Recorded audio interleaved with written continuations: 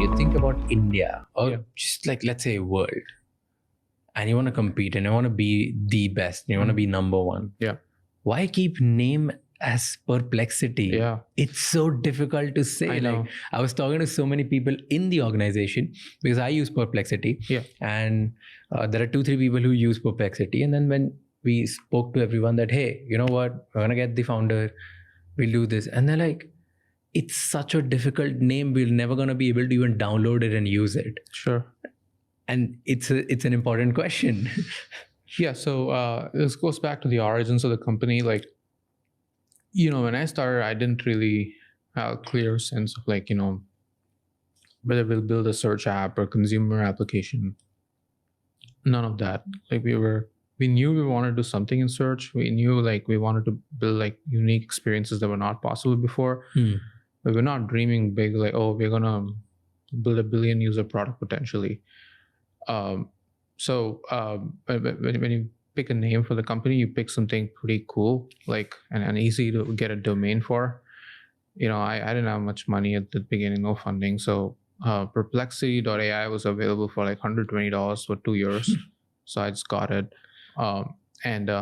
Perplexity is a metric in AI that measures how well you understand something. Okay. So very geeky, I get it. But once you get even more users and more funding, like we can just buy the rights to some crazy name and like just do something like 4 or 5 letters. That would be amazing.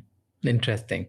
Okay, so there is plan to actually change it. This is a problem you're aware about. Yeah. I mean, look, it's one of the worst names you can pick for a consumer company.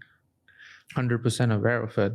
And I'm not going to defend maybe we can do something like the company will still be called Perplexity, but called something else. Yeah, fair. I was looking at the list of your investors. Jeff Bezos happens to be one of them. Yeah. And he came much later. Like, he's not the earliest investor. Okay. But did you meet Jeff? Yeah, I did meet Jeff. How did that happen? How did you go from being this guy who doesn't know much about this business genius and how this model will make sense, to getting a Jeff Bezos, the Jeff Bezos investing in you? So we reached out through like a common contact, like, and then, they responded saying, okay, like, why don't you send like a, like a document, like a memo. He likes to read memos. And so I sent that. And I also made like a nice demo where it's an imaginary demo of like Jeff talking to our voice to voice system, where his voice is talking to it and that system is responding back. And the questions are about like Star Trek and Blue Origin and things like that. And I recorded it myself and then sent it over, both the memo and this. And he, for the first investment, he didn't even meet me. They just said, okay, I've just seen the memo and looked at the demo, and he's approved the investment. So, okay, fine, that's awesome. And then we asked for permission to use his name in the public release of the funding round. They said, yeah, go for it. And that became the headline essentially. So that really helped us. Like, so thanks to him.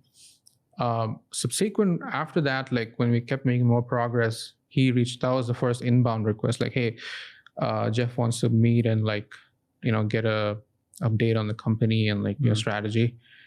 And again, they asked me to write a 6-pager. I wrote it. But that's a really good exercise.